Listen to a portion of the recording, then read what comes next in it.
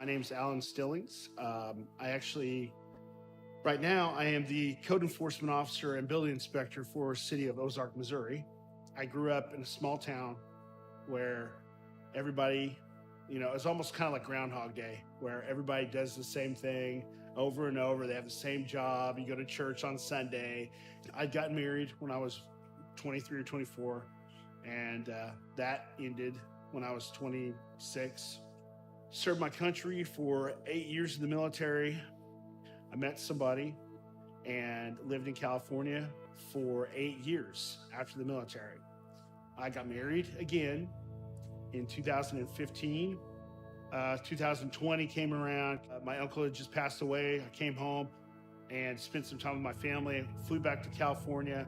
The second day I was at home, my ex-wife, I should say, literally she had left the house, and there was a notebook on the table that said, our marriage is over. What do you say to that? You say, my marriage is over, more or less. I remember yelling, being just mad. I was just angry. And I said, why, God, would you let this happen?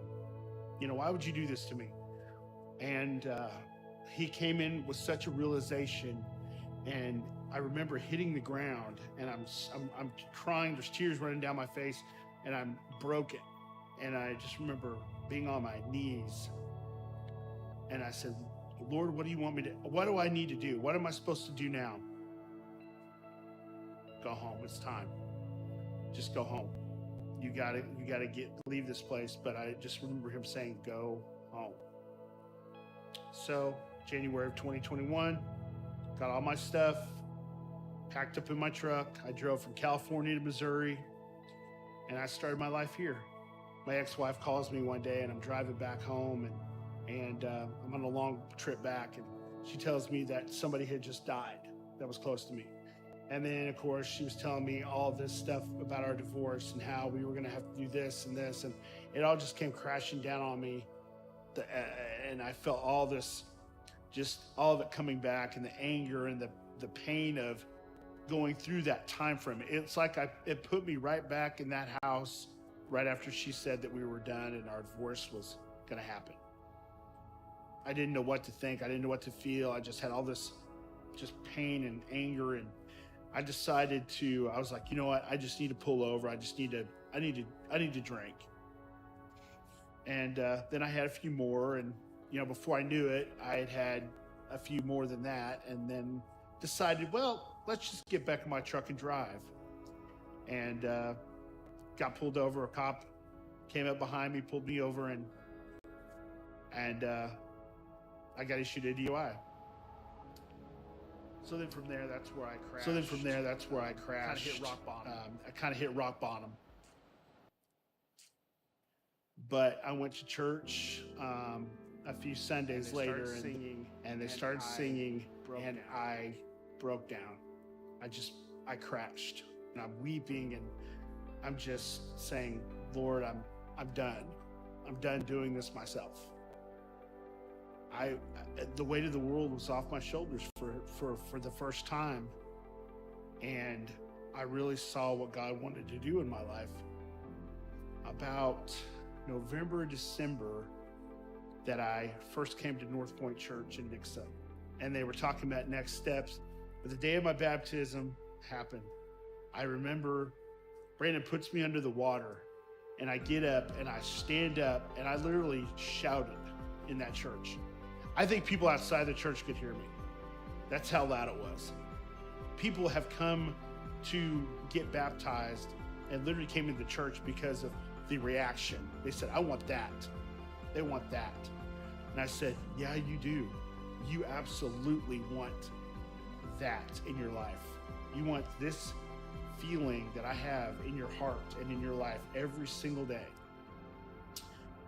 And since that point, I've joined the worship team. I love singing. I love the fact that I can use whatever gifts that God has given me to praise him and give him the glory for everything that's happened, because that's the only way it's happened. If I had control of my life, I'd be not here. I wouldn't be here. I wouldn't be alive if he hadn't saved me. So I thank him because he is the only reason why I'm sitting right here where I'm at right now.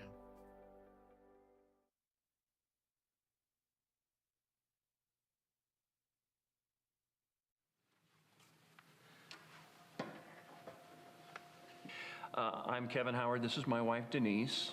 We have been coming to North Point for approximately 2 years, and one of the things I think that really resonated with us was every time you come to a service, there is the question of what's your next step.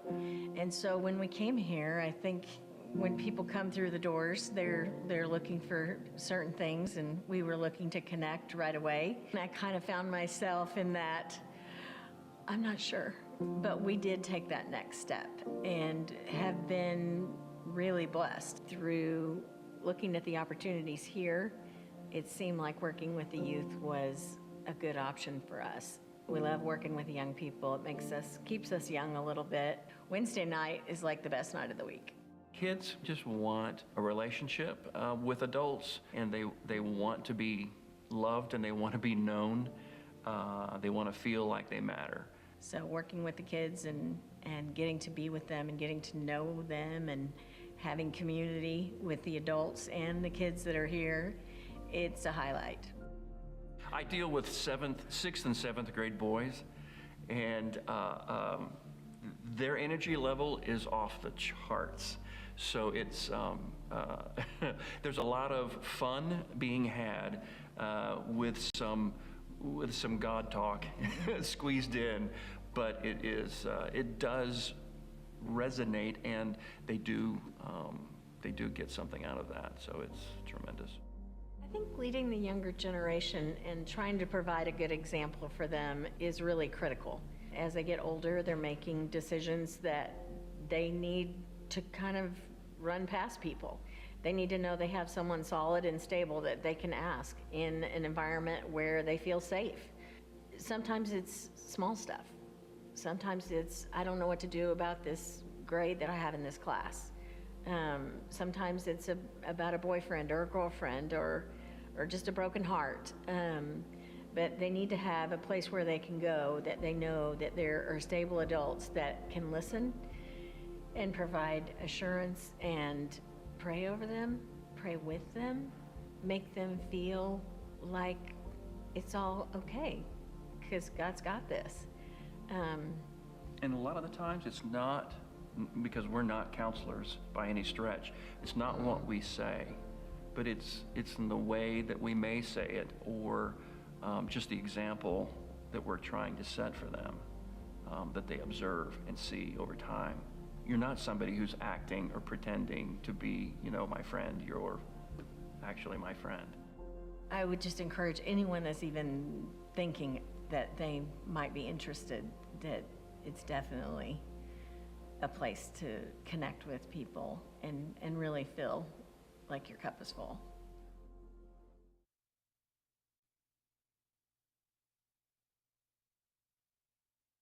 I am on the worship team at the Nixa campus, and just the community I've built with others that serve and the connections.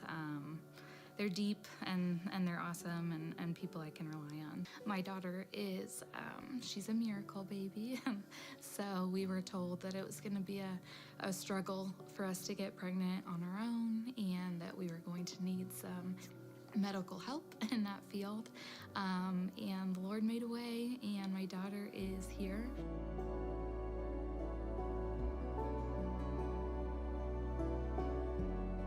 I have kind of always dealt with anxiety to some extent, usually things I could get through, talk myself through,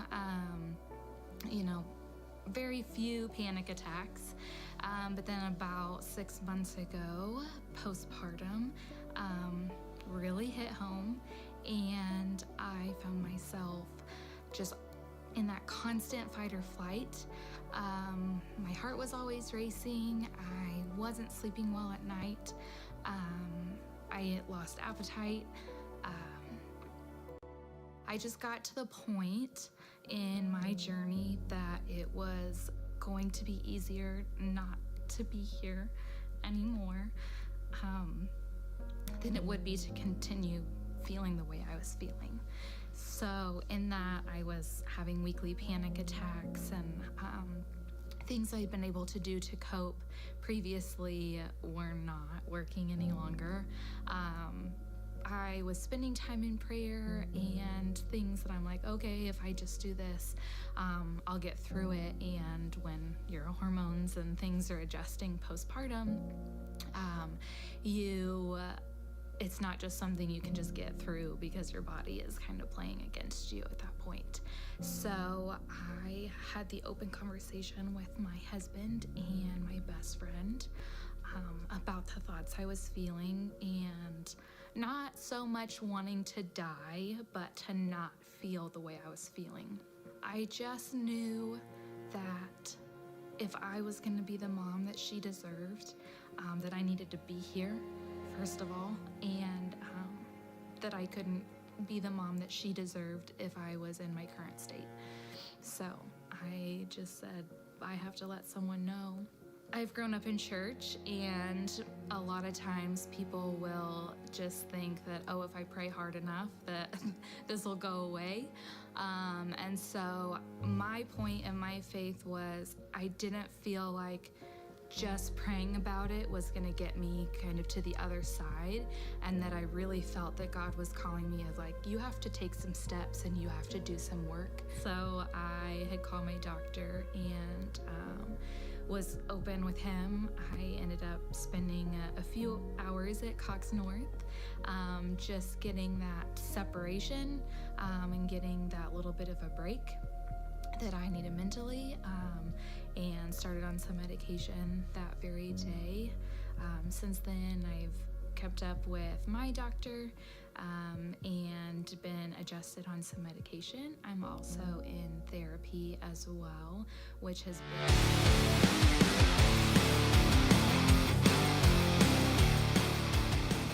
Hey everyone, my name is Trey. I'm part of the team here at North Point. I just wanted to say thank you for joining us online, and if this is your first time or if you've been with us for a minute, we want to offer you a few ways that you can connect with us, one of those being the chat room.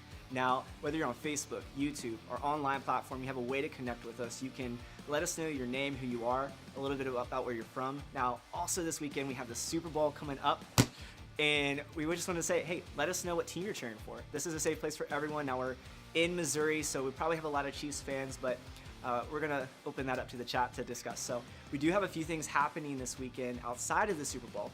One of them is baptisms. Now, people are not only saying yes to Jesus, but they are going public with their faith, and that is something that we want to celebrate here at North Point. So we get to see that. Now, we're going to be jumping in worship in a second, where we're going to sing some praises to God. Again, we'll have some baptisms, and then we'll have an amazing message wrapping up our series, Chasing the Ring.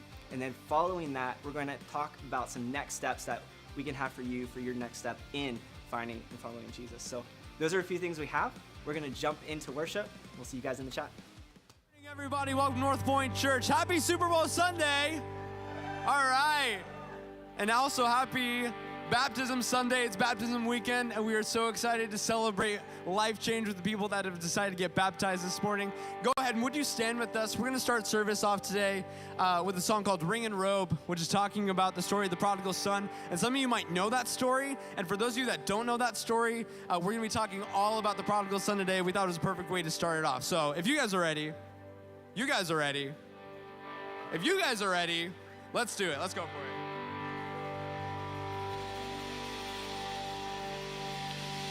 This may be a song that the captives can't yet sing, but if we sing long enough, they might join in with us. And this may be a dance that's too heavy for those chains, but if we dance long enough, well, the prisons will open up. Hey!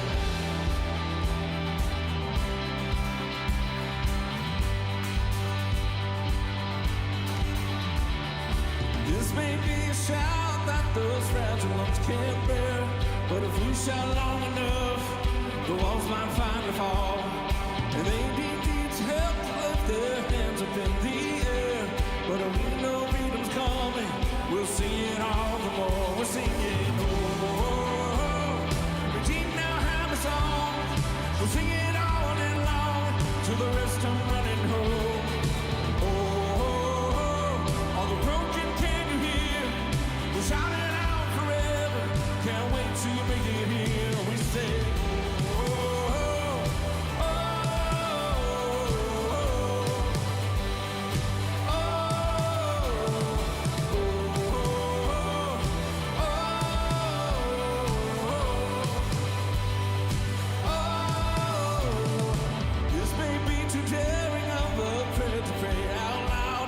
but you seem overtold.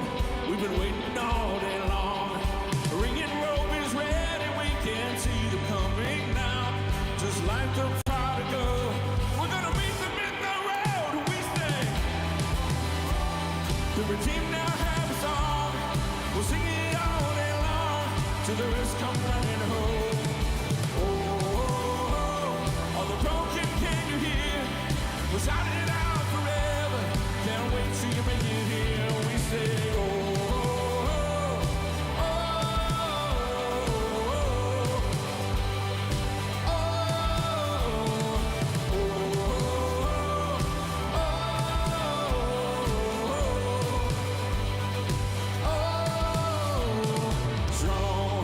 start to break at the sound of our voices, at the sound of our praise.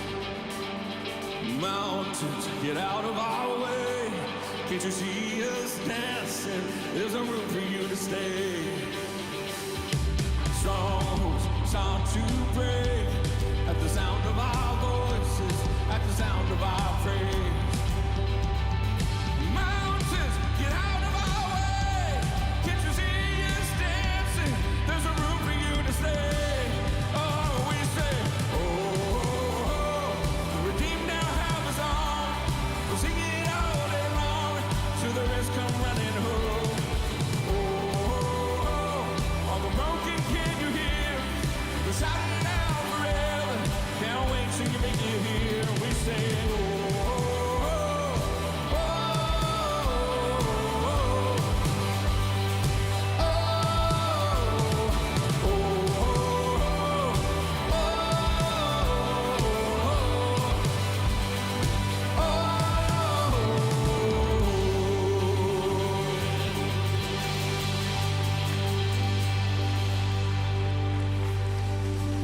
All right. Well, so excited about today, and today is just littered with that theme, right? That you know, whenever you're done running from God, you're not met with anger or guilt or a lecture. You're met with love. And today we're walking through the story of the prodigal son. And when the son is done running and he returns home, he's met with a ring, he's met with a robe, and what else, Hannah? He's met with a party. Party, that's it. He's met with a party. So guys, my name is Hannah and I work with the Connections team and also get to serve on the Young Adults team. Yeah, and my name's John. I help out as campus pastor around here. We get to celebrate baptisms today. So the prodigal son gets met with a party. So we're gonna party today. I know there are many of you guys that have been baptized here, so I want you guys to be loud when people come up. This is such a huge, huge celebration, and we just want to be loud because, you know, the kingdom of heaven just gets one more person once people go public with their faith. So this is going to be a huge celebration. I love it. And for some of you, this is a planned party, okay? You knew that this was the next step that you needed to take. You got signed up. You had the day marked on your calendar. You're like, I am so ready for this. For some of you, though, this is going to be a surprise party, okay? You're like, I expected to show up today, kind of get through the routine. I expected service to have very little impact on my life. But I believe those are the moments that God speaks to you and that things change. And I want to let you know, if you weren't prepared to get baptized today, but you feel that, you're like, I just know that's my next step. I don't want to delay my obedience in that. We're ready for you. So we are prepared. I know that we live in Missouri, so I guess you guys are prepared for all seasons. So I'm sure you have a snowsuit in your car. I'm sure you have Speedos in your car, a swimsuit, you know, just in case it's a nice day and we get to go to the lake after church. All of those things we're always prepared for because we live in a state that we get all seasons in a day. But if you didn't come prepared with your Speedo or swimsuit, we actually have clothes that might be a little bit more appropriate for you to be baptized in. If you guys didn't bring a towel, you know what, that's okay. We actually have a pile of towels from the last baptism that didn't smell that moldy this morning when we went in. They're good. So if you guys need a towel, we got you. Yeah, we got you. So if you guys are, you know, wanting to take that next step, but you didn't go through the baptism class, or, you know, you didn't bring, you know, any extra clothes to be dunked in, we are prepared for you. So do not let that stop you from taking that next step because we are so excited for you guys, regardless, you know, if you decided 2 months ago to take that next step, or if you're deciding 30 seconds from now that you want to take that next step. We're ready for you. We're prepared for you. And if you showed up today and you're like, what? We're already done with songs and we're hitting script. Like, I want to let you know. No, we've got some more worship at the end. And what I want to do right now, though, is let you have a seat. What we're doing, we've already talked about it, right? We're going through this series called Chasing the Ring, talking about the prodigal son, well, and a little bit of football, okay? And so real quick, right before Jeremy comes up and speaks, we've got a quick video that's going to show some people who are chasing the ring, and they got it, and that celebratory party that followed that. Let's check it out. Patriots win the Super Bowl. The 50 and the Ravens. They're all here to see the Colts. The Green Bay Packers have won the Super Bowl. To make the grab, but the Rams now running down to celebrate. First question to you, it's an easy one. You're the MVP of Super Bowl 54. Where are you going? Something I've wanted to say my whole life. I'm going to North Point Church. Can I go with you? everybody.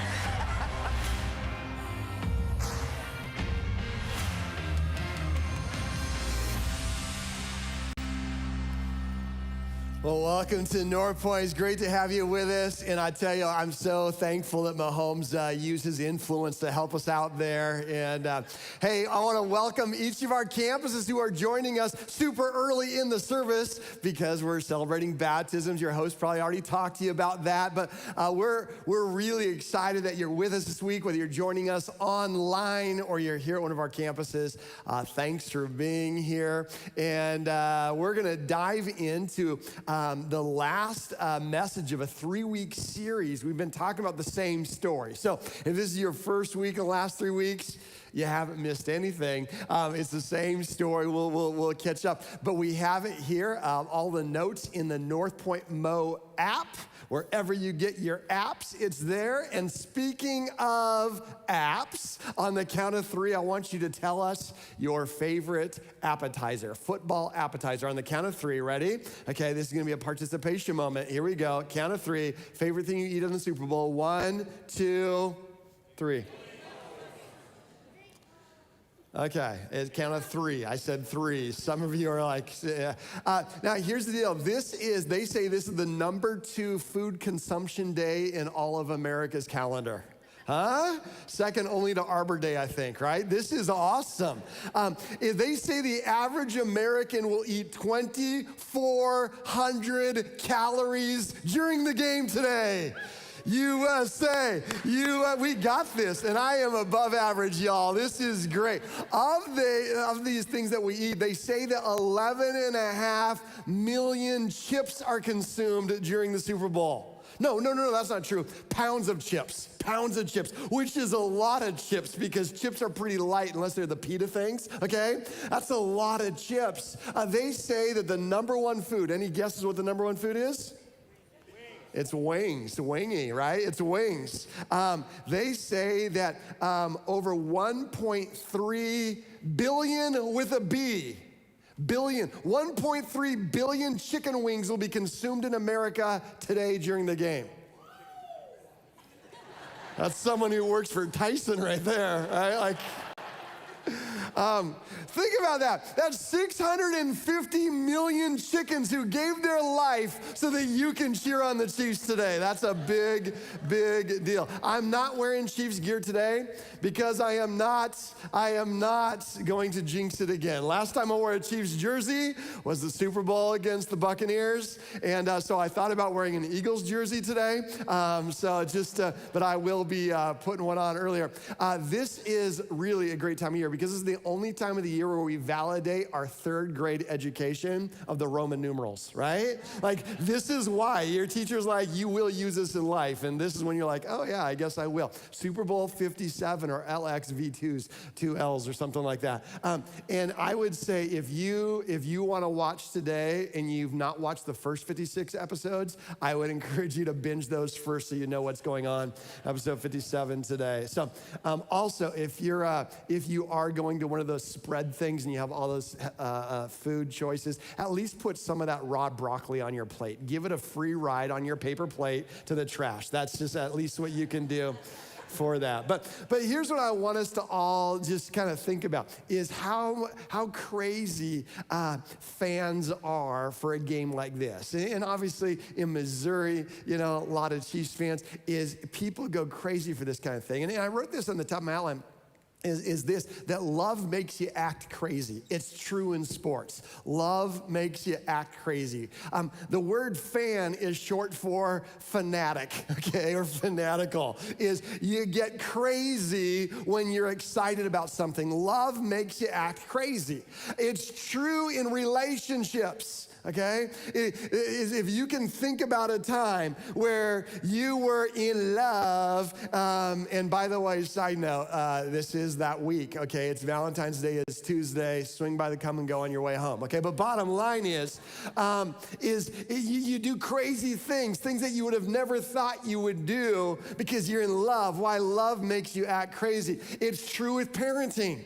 I'm telling you, I never wanted to be that dad who was all goo goo gaga about my kids, and then I had them. Okay? And I couldn't help it. Like when my kids would start recognizing me, right? And holding me and their personalities coming out. Like, man, I went crazy, and love makes you act crazy. I remember thinking, I don't ever want to be that sports dad that is like crazy on the sideline until I was. And I'll never forget when Sydney was playing soccer. I mean, she was, I don't know, we were in Seattle. She's probably like 6 years old, 7 years old, playing soccer. And I remember I turned into that dad overnight. Like I'm like yelling, like rooting for her, like way obnoxiously. I'm pushing over all these nannies to get a better view of my daughter at the soccer field. And she scored one goal in her soccer career, and it was waved off. It was a terrible call by the ref, but she did kick one ball where it did sneak its way through the goalie. And man, I like almost ran on that field, pulled my shirt over my head, and got burns on my, my knees just because I was so excited. I'm like, goal! Because love makes you act crazy. It's true as a parent. Now, I've never been that way with animals, but how many of you are pet people? Yeah, we could tell, right? And that's cool. Like, I was never that guy. I'm always like, I didn't get how like people like take their pets everywhere and treat them as a kid, like one of theirs, until just recently. So my oldest daughter, when she was home for the summer, she got herself a little puppy. It's a Cavapoo. And if you're not familiar with what a Cavapoo is, it's like, it's a Saint Bernard, or so now Saint, it's a Christian. Okay, so it's half Saint Charles and then half Pooper. Okay, so and it's the back half that does that. So it's cute. And I was thinking, I don't want a dog in our house. And then after a while, it was tough, and the girls decided to move back to Florida for the fall, but it was really tough when they decided they were gonna take their dog. And so I got a picture of me and Millie, and me and Millie, we're tight, right? How cute is that? But do you see Millie too, right? And so, but like we're super tight, and so like when we're FaceTiming, like me and Millie, we FaceTime, I'm like, and Millie gets excited. I'm like, who's a good girl? Who's a good girl? I have turned into that. Why? Because love will make you act crazy. And today I want to talk about, as we finish this series, it's a series about the terminology that's been thrown on this story is the prodigal son, or the son who is wasteful. But really, we've been looking at this for 3 weeks. It's a series about a dad who acts crazy, a dad who's got a bad case of the so-loveds, right? And that's what it says in Scripture. Another part of Scripture, Jesus is saying that God so loved the world that he did something about it, because love makes you act crazy. And God had such a bad case of the so-loveds for you and for me that he does stuff that other people look at and they're like, that's crazy. I can't believe you're doing that. You're acting all, well, the story in Luke chapter 15 we've been looking at is a story about a dad who has this bad case of the so-loves. And if you've been with us, you'll remember some of this, but in case you missed the first episodes, here's what you missed. We'll catch up in a quick moment. Is in Luke chapter 15, Jesus is talking to some people who were, well, they were considered misfits. They were people who, they were considered as people who were unworthy of God, unworthy of being valued in a religious system. They were the misfits of that culture. And think about this, 2,000 years ago in the Near East, that is a very conservative culture. And they were just out of the religious bubble. And then you have Jesus interacting with them. And they were such a rogue band of people that when Jesus was with them, people weren't looking at this and saying, oh my word, this is really cool. Jesus is spending time with them. I bet this will help their life. They were so off-brand religiously that when Jesus was hanging out with them, they were like, I had higher hopes for Jesus. I guess he's not near as good as I thought he was because look at who he's hanging out with. Now, some of y'all got friends in that kind of camp, the kind of friends that they're so passionate about their life that when you're hanging out with them, other people might not assume you're a good influence on them. They're going to assume they're a bad influence on you. So you've got these religious leaders, the big dogs in the synagogues in those days. They're watching with disapproval and judgment, not only at the people Jesus is interacting with, but they're watching Jesus with the same judgment. And so Jesus is trying to talk to two audiences. One audience that thinks that they're not worthy of God's love, another audience that thinks they've already earned it. And so Jesus says, once upon a time, there was a man who had two sons. One son did everything right. The other son, well, he was a rebel. He got tired of waiting for his dad to die. His dad was loaded. His dad had a big inheritance, and he had taken a peek at the will. He was so excited about that money, he finally said, Dad, can you just hurry up and die? I'm trying to live my life, and I can't do that as long as you're living yours. So can I at least just get my inheritance if you're not going to do the decency of dying for me? And so, and most of the people listening are listening and thinking, man, this kid needs to be murdered, because that was how conservative the culture was back then. If you were rebellious towards your dad, you can be publicly executed. And they're like, this is a good time for that. And Jesus says the dad had a bad case of the so loves, because love makes you act crazy. The dad said, okay. And he didn't even give it a clause. Like some good wills, like what you'll have is like you get half the money, okay, and one lump sum, and then after 5 years, you get the other half in case you go and waste your money and you make some dumb decisions. Hopefully you learned and now you still got some money to work with, right? Dave Ramsey would not have approved this financial allotment, okay? So what happens, the dad gives all of the money to the kid, and it says the kid goes out and wastes it in not mild living, but wild living, and there is a difference, right? Wild living. I don't know what kind of living it is. I bet it makes Las Vegas blush, okay? So he's living in wild ways. He goes broke as a joke, and then it says he gets a job working at a pig farm. Now, remember who he's talking to. Jesus isn't wasting words. Jesus, he's strategic, and he's talking to Jewish people who have not dared to touch pork products, because pigs were the most unclean thing. And when this kid goes and works at a pig farm, you can't think of a more disgusting, embarrassing Facebook status update for this father to have to observe. And then he gets so desperate, he longs to fill his belly with the food the pigs were eating, and that's where we left off last week. And then it says this, he came to his senses.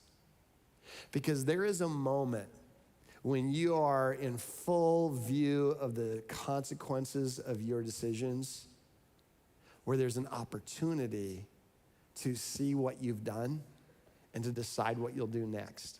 I would say this, just as an aside. If you have someone in your life you really love and you're having a tough time controlling their behavior, one, be reminded you're not in charge of their behavior. And your ability to control might not change their heart. It might change the location of their feet, but not the distance of their heart. Sometimes the best thing you can do for someone who's hell-bent on running is let them get a taste of the thing they're running for so that they can experience the full weight of their choices. And that is a really tough thing to watch and to experience.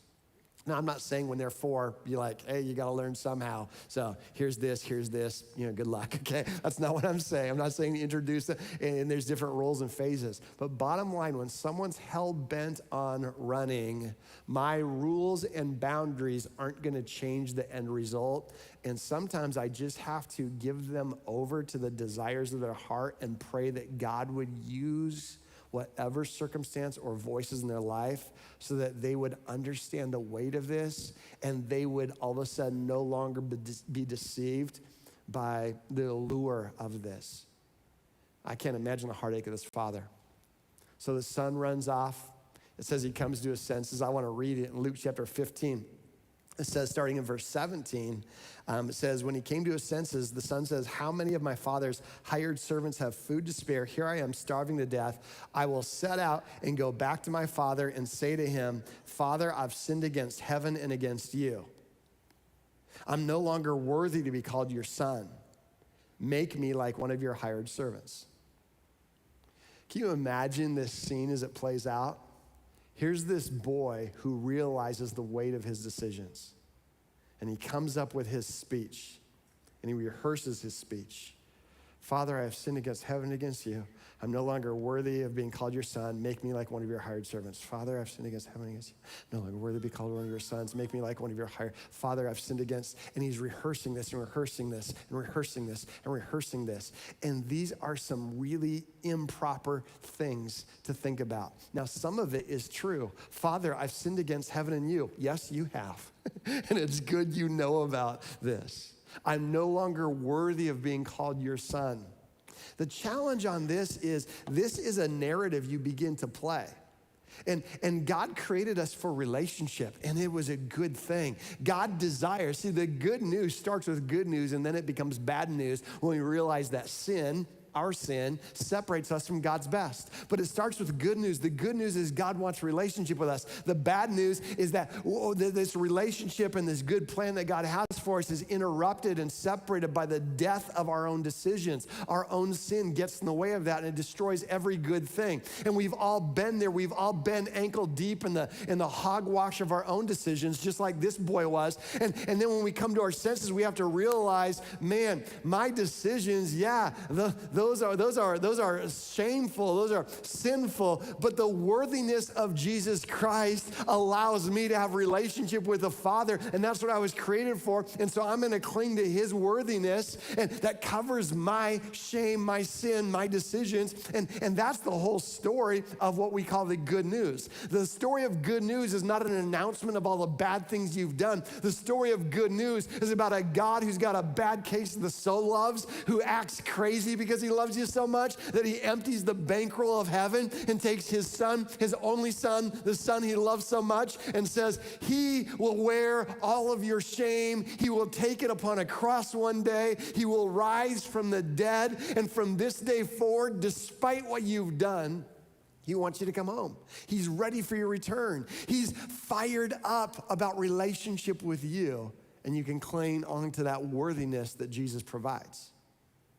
Father, I've sinned against heaven and against you. I'm no longer worthy to be called your son. Just make me like one of your hired servants. Father, I've sinned. And he begins to walk this path home. And then it says this. It says, but while he was still a long way off, his father saw him and was filled with compassion for him. Call me a curious George. Got a couple questions. How did the father see him when he was a long way off?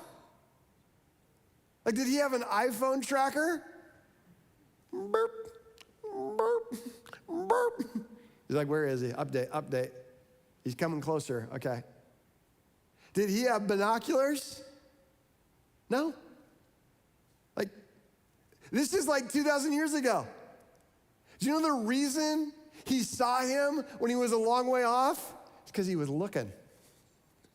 That's a father who's sitting on the porch, They're like a Cracker Barrel lobby, just rocking, playing checkers, but not really paying attention. And they're like, hey, Dad, you with us? You hanging out with us? It feels like your mind's elsewhere. Because my mind is elsewhere. I'm looking on the horizon. Is that him? No, it's just a goat. Is that him? No, it's a Greyhound bus. Is that him? Every single day, he's coming up with excuses to sit on the porch and look at the horizon. And while he was a long way off, one day the father's like, I think that's him. And then it says, he ran to him, and he threw his arms around him, and he kissed him. The son said to his father, Father, I have sinned against heaven, against you. I'm no longer worthy to be called your son. Make me like one of your hired. Shut up, the dad says. We're not here to apologize. Oh, we got a party. It says, quick, bring him the robe. Put sandals upon his feet. Put a ring on his finger. And give me 650 million chicken, because we're going to have a bunch of, no, he's more of a beef guy. So he says, kill the fat calf. Like, and the skinny calf's like, phew, okay. And then he says this. He says, for the son of mine was dead and is alive again. He was lost and is found. So they began to celebrate. Here's what I want us to just kind of think about today. One is, it's never too late to come home. Some of you might be here today and you're like, that ship has sailed. I'm already neck deep in my own decisions and my own patterns. It's never too late to come home. It's not like right now is the best moment to come home. What will it take? How messy do you want your life to get? Like third quarter, the front of your jersey messy, okay? Like Breaking Bad messy? I don't know how messy you're willing to let your gut life get. But no matter how messy it is right now, how complicated that status is right now, the journey home starts with a decision. And the thing that will keep you from taking that step is this narrative that's wrong, that God's mad at you, that you've ruined every opportunity. Did you know that God isn't shocked when we sin? That's actually why the price was paid for us. And he's like, I've provided the covering for you. So here's what I want us to look at, the 4 gifts. And bottom line is, I put it this way in my notes. When I deserve a penalty, God designs a party. When I deserve a penalty, when what I've done is what has wronged God's best and the people that I love. Because some of you, honestly, and I hate to be the one to tell you this, but this is true. I say some of you, it's all of us. But what we need to realize is we have wronged people we love. There are people in our life that we have hurt because of what we've done. It's called sin. And why I bring that up is I want that part of your brain to be awake when I say this. Even that doesn't prevent you from God celebrating you. And yeah, we missed opportunities, and we missed out on some relationship. We missed out on some things because sin will suck the life out of you, right? Sin will rob us of opportunities. But even when we've done it and it's the result of our own decision, God isn't mad at us. He's going crazy with how much He loves us and He wants us to return. And today's the day to return. And so when we deserve a penalty, yes, guilty, I did it, I got no defense. God designs a party. And 4 things that this father, let me talk about 3. The 4th is the calf. But let me talk about 3 things he gave the kid, okay? The first one is he gives him a robe, and the robe covered the son with dignity. The robe covers the son with dignity. Think about it this way. This kid was slopping around in hogwash. I don't think he smelled great. I bet he didn't look great. He didn't have enough money to swing by Mervyn's on the way home and get himself some new duds, okay? He was broke. And when he comes home, it's obvious where he's been. Has somebody around here been hanging around with pig poop? Like, what are you gonna do, deny it? You're like, I have. Sometimes we get so worried what prevents us from coming home is we're afraid it's obvious where we've been. The Father isn't denying where he's been. He's just covering him because of where he's going. And he throws a robe around him. It's dignity. And so you're not going to be identified by what you did. You're more than what you did. You're more than where you've been. Second thing is he gives him sandals, and the sandals showed off his identity. Because in those days, sandals, like some of you have like these homes, like if you just vacuumed the carpet, like maybe you've got a rule for a couple days of no shoes on in that room, right? Or no shoes on during the spring when it's muddy. Take your shoes off, leave them by the door, right? Whatever. Back in those days, it was kind of opposite, is if you were family, you wore shoes into the house. Anybody who wasn't family doesn't wear shoes in the house. And when he says, I have sinned against heaven and against you, I'm no longer worthy because your son make me like a hired servant. He's like, shut up, here's some sandals. You're gonna wear those suckers and you will walk into the house with sandals. I want everybody in this house to know that you're one of my sons. You are a child of the Father.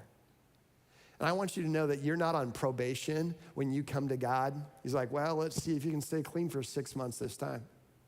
Well, let's see if you can learn your lesson. You get slapped with sandals right away and say, hey, you got all the full provision of being a person of this family. And the third thing he gets is a ring.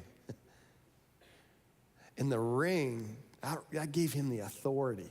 The ring in that era was like a high limit credit card, right? It was the family seal. It was saying, put it on my account. It is authority saying, I can make decisions for this family. I'm someone that now, I have the riches, the wealth, the resources of my dad. I've got daddy says so kind of power. I'm Bill Gates' kid, y'all, and I've got his card, right? I've got everything I need to be able to make decisions, not based on what's in my account, but based on what's in his accounts. And that's what the Father gives him. The Father gives him a robe to give him dignity, to give him sandals, to give him a sense of identity, and a ring to give him authority. It's scandalous what this kid did. But the only thing more scandalous than the life that the kid lived is the love that the Father displayed.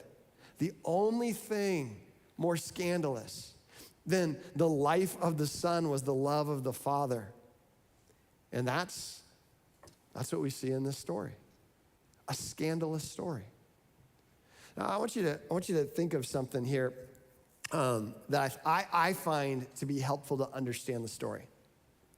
Jesus talking to people who felt like they were the younger son and they weren't worthy. In the presence of people who thought, like the older son, they were worthy and it's not fair if you include them. And Jesus says to both of them, you don't understand the heart of the Father. So once upon a time, and he tells them this story. But this is a story that was familiar to this group of people. The Jerusalem Talmud is a collection of writings that predates Jesus, that the religious leaders used, case studies, stories, parables. And in the Jerusalem Talmud that these religious leaders would understand, there was a story of a prodigal son. There was a story about a son who rebelled in such a way, shamed the father and the family, and ran off in wild living. And then when he began to come back home, the father saw him from a long way off and ran out to meet him holding a jar. And when he gets to the son, he takes the jar, raising his head like, it's like Mufasa or something, right? Simba, and slams it on the ground, breaks this jar, picks up a broken shard of the jar, and says, just as this jar has been shattered and never able to be put back together, so is our relationship because of your rebellion. You are no longer welcome in this family or on our property. That was the story of the prodigal son that the religious leaders knew. And this became so famous, it was called a kazaza ceremony. The kazaza ceremony is when your son has, or your daughter does not deserve relationship. You have this public shaming of them by shattering the jar to let them know it's beyond repair. You kazaza that fool, right? And so when Jesus is telling this story, I bet these religious people are like hanging out in a pig pen. This kid, man, this kid is terrible. And then one day the father saw him a long way off, and they're like, yeah, he did. Yeah, he did. And he runs to him with a jar.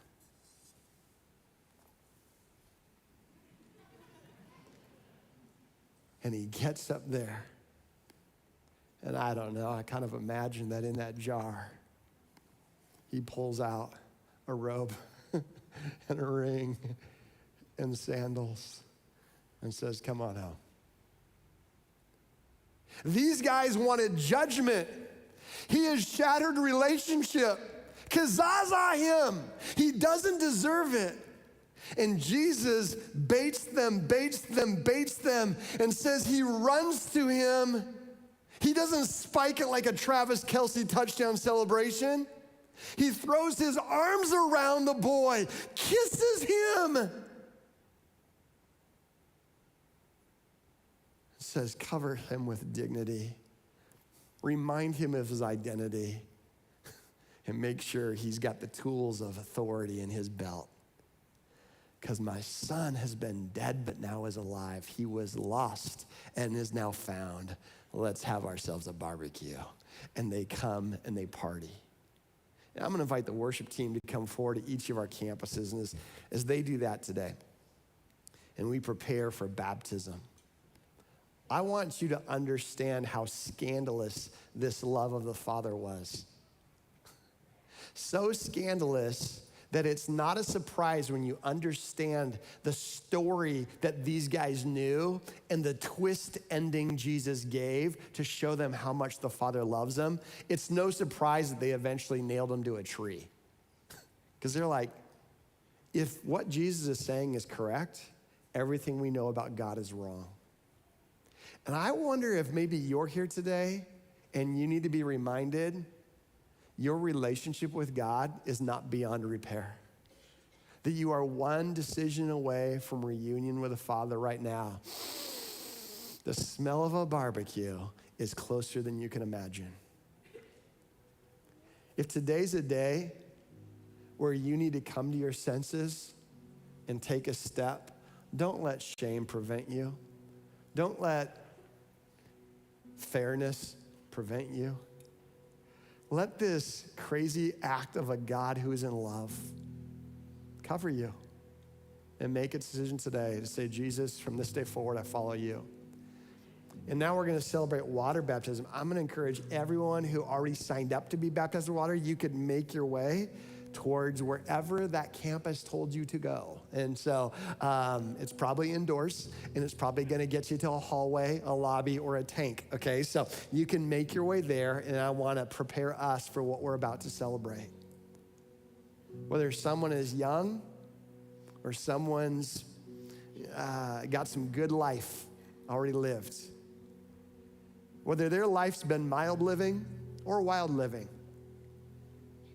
this is a place where we celebrate a decision to say, I want to live for you. And today at every one of our campuses, we have an opportunity for people to go public with their faith. And when they come in just a few moments, we'll sing and they'll come into the tank and we connect it with what Jesus did. That Jesus was buried and rose to life on the third day, that in the same way, we call it a water funeral because you're buried under the water and we wait till all the sin bubbles come to the top and then we bring you right back up and you say raised to new life.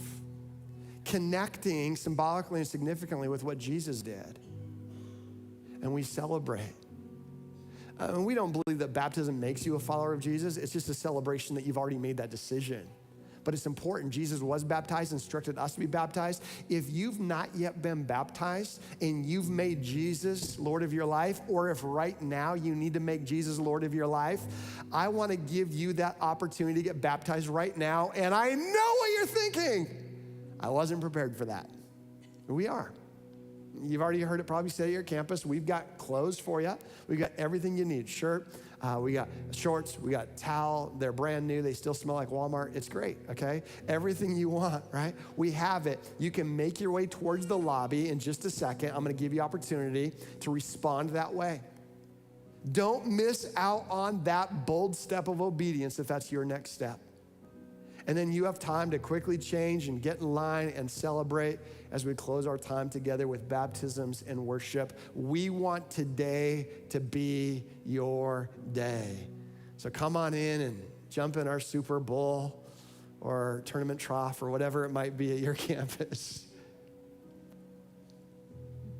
But be obedient to what God's put in your heart. And if that's your next step today, that awkward tension right now, I believe that's something you should pay attention to. So would you all stand with me if you're able to? As we go into this time of worship and water baptism, let me just pray that those who need to make this a personal step, that you do that today. And let's pray for those who are already prepared to do so. So Father, today we thank you that you didn't kazaza us upside the mug when we deserved it, but God, rich in love, the scandalous love of the Father, you provided everything we need for everything we missed. God, I pray today for those who are taking that next step, that they would remember this day as a public celebration of that decision. And for those who need to take that step, that you would give them that moment of courage they need to follow up with that obedience so that we can celebrate. In Jesus' name we pray, amen. If that's your next step, this would be the time. Make your way to the lobby. You can get all your supplies. Join us for water baptism. Don't miss this. Let's celebrate through worship and baptism.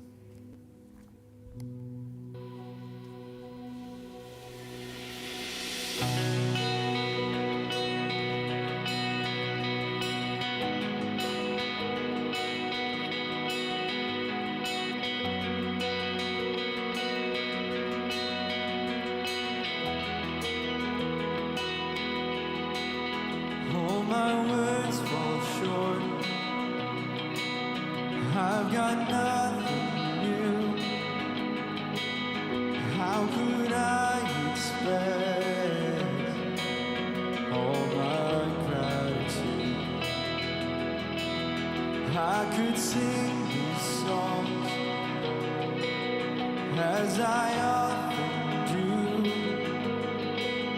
Every song must end, and you never do.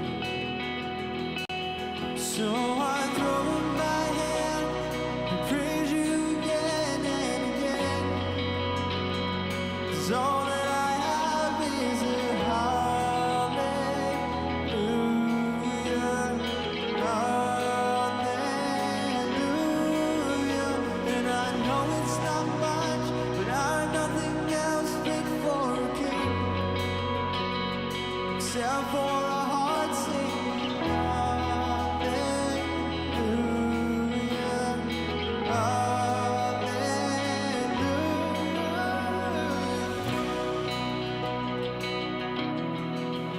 I've got one response. I've got just one move. With my arms stretched wide, I will wherever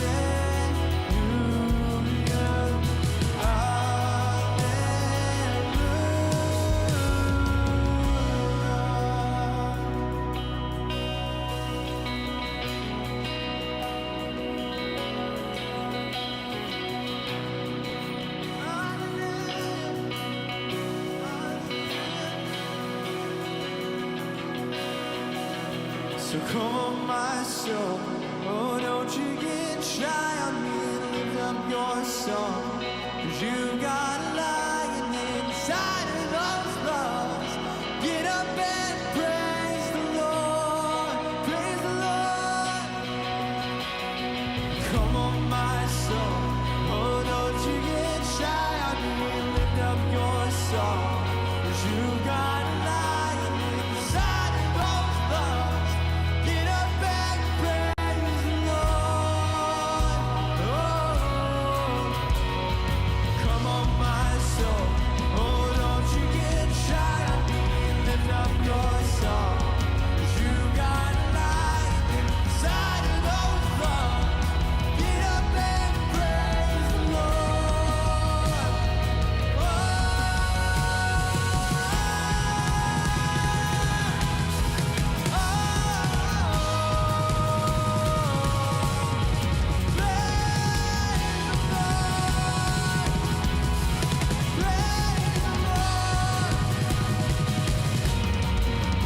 so I throw up my hands, praise you again and again. 'Cause all that I have is a hallelujah, hallelujah. And I know it's not much, but I've nothing else fit for a king, except for a heart singing hallelujah, hallelujah.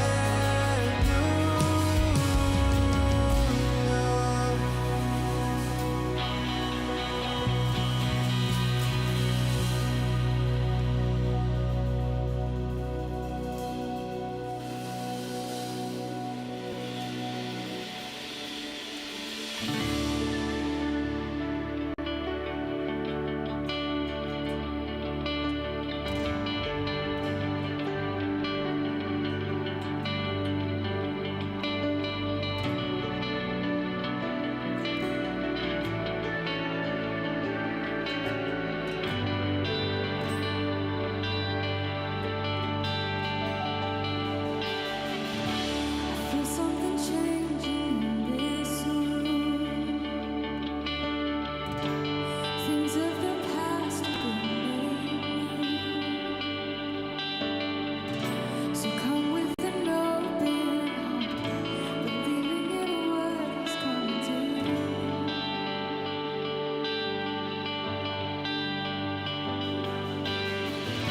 I feel something changing in this room. Things of the past have been made. So come with an open heart, believing in what is coming to you.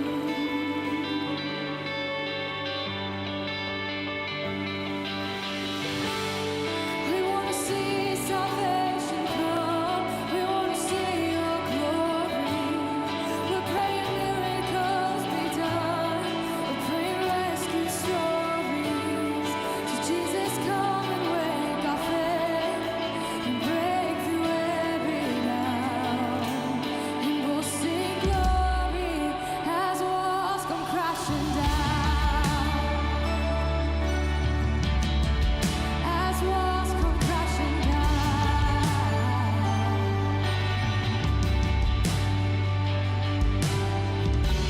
There's something changing in this room. Dry bones awake and start to move. Things that we thought were dead are coming alive to worship you.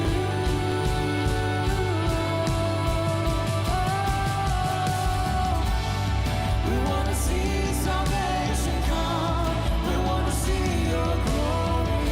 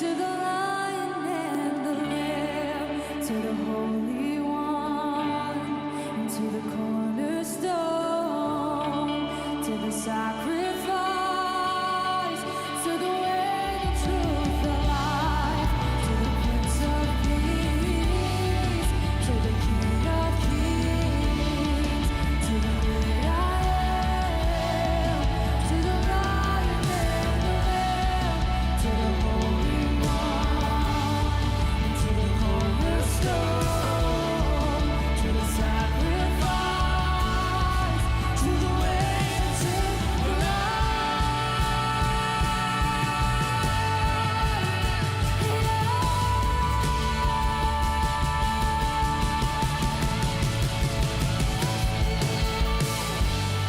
We wanna see salvation come. We wanna see your glory. We'll bring miracles be done. We'll bring rescue stories. So Jesus, come and wake our faith and break through every doubt. And we'll sing glory as words come crashing down. We wanna see salvation come. We wanna see your glory.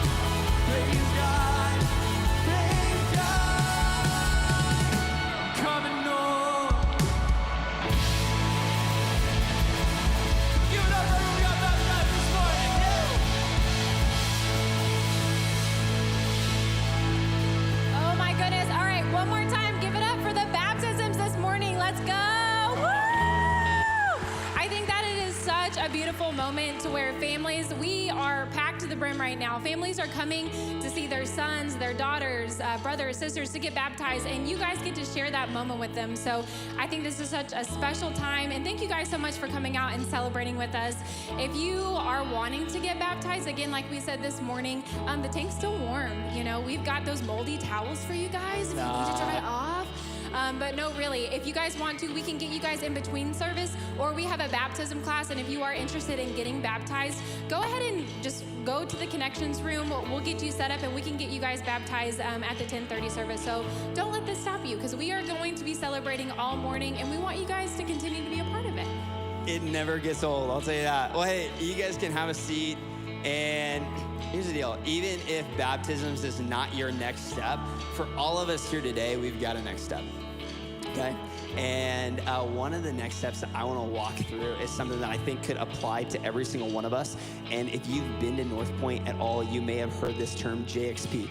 It's like a JXP group, okay, which is basically a Jesus experience group where we walk through the life of Jesus in a group, okay? And so I know that some of you have been curious about that. Some of you asked questions about that. Some of you are like, hey, I'd love to get into community. What does a JXP group look like? Well, real quick, we got a video of Preston. I'll walk us through what a JXP group looks like and remove any confusion that you may have on that. That could be a next step for you. So let's check it out. When you step into what JXP is, there's a few elements, okay? There's a check-in, which is where you just go, okay, how was that last practice that I did based on last week? Each session's supposed to be 1 week. Then there's a portion of the Bible that you read. And then there's when you go into that next portion for that following week, there's kind of a summary. And then some questions you can ask yourself.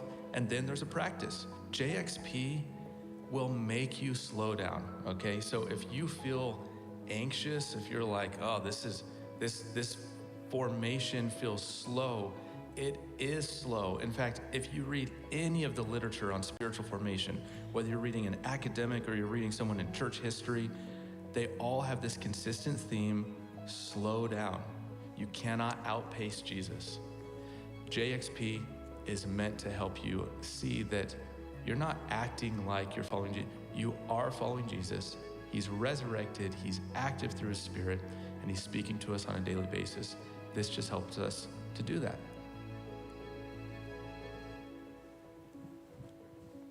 So the JXP groups, like Preston was saying, it breaks down. We're going to be reading Luke together, and we'll be breaking it down into smaller groups. And I really encourage you guys, if you're feeling, if baptism isn't your next step, that you really want to dive deep in God's word, to join a JXP group.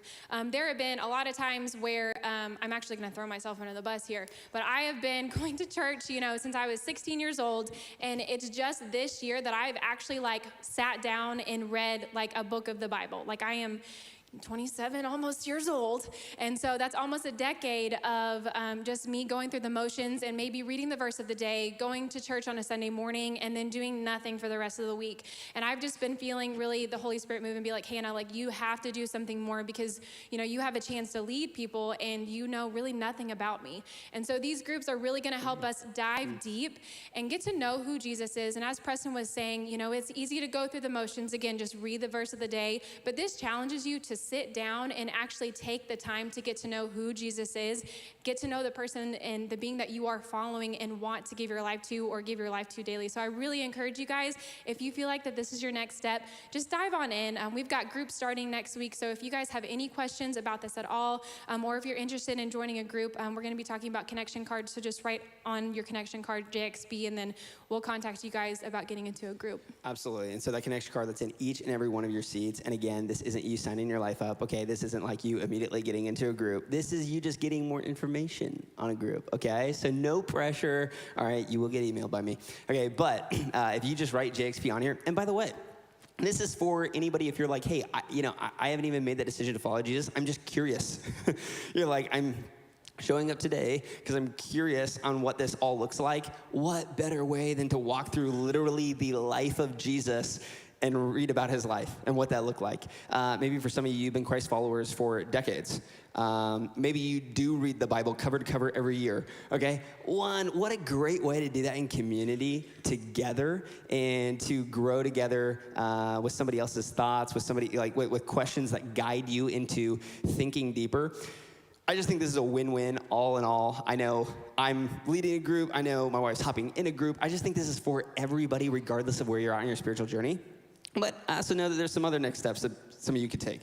So I just challenge all of you. You've got that connection card in your seat. Now is the time to take out the pen and write down what a next step might be. And I know anytime that I write something down and somebody texts me later on this week about it, like it just helps me remember that. It helps me not go on autopilot throughout my week and to remember the commitment that I made on a Sunday where I'm like, oh yeah, no, I want to do that. I really do want to do that. This is just a helpful tool for us to partner with you and to resource you on that journey. It's also our opportunity to give. So I'm gonna invite our ushers forward, and there's lots of ways to give. Text to give, online giving, okay? You can drop it in the buckets or snail mail it, doesn't matter, all right? But I wanna say your giving is making such an impact. I wanna say thank you so much. As you just saw through baptisms earlier, every single one of those people represents a story, and none of that would be possible without your generosity and your partnership on this mission of providing a safe place for people to find Jesus and a safe place for people to follow Jesus, which is kind of how JXP came through. And also, in case you didn't know, we have a Dream Center, which is amazing. Yesterday, I got to go to our block party, and it's just packed with help and hope for those kind of in that Zone 1 area. Incredible. So thank you from the bottom of my heart. I truly believe that it's impacting this city in such a unique way. So thank you. And by the way, if it is your first time here, Hannah, what do we do? First of all, you came on the best Sunday that you could have come on. So we are so thankful that you guys are here. Super Bowl Sunday, yeah. Yeah, not Baptism Sunday. That's not, part of the best Sunday. It's fine, whatever. But if you guys are a first-time guest, we are so happy to have you. You don't have to give today. We're not expecting you to give monetary. Actually, we want to give in your honor for visiting us this morning. So if you guys mark on your connection card that you are a first-time guest, we're going to be following up with you with an email of a charity of your choice. So you guys make sure, we love to give. North Point, again, we are a giving community. So if you guys mark on your connection card that you are a first-time guest, we will just make it rain for a charity of your choice. Don't rob us of that blessing, okay? Come on, don't rob us. Just don't. That's disrespectful. Don't ushers, do that. you guys can go and pass those buckets. We can drop our cards, our giving in those buckets. And Chasing the Ring, that's the series we're in. What do you do after a big game? A post-game press conference. So let's check it out.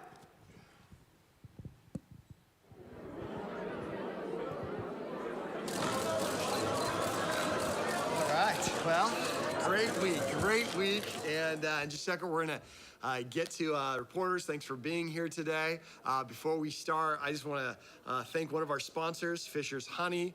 Raw and unfiltered, the way you like it at North Point. Raw and unfiltered. You're never going to accuse us of being too filtered around here.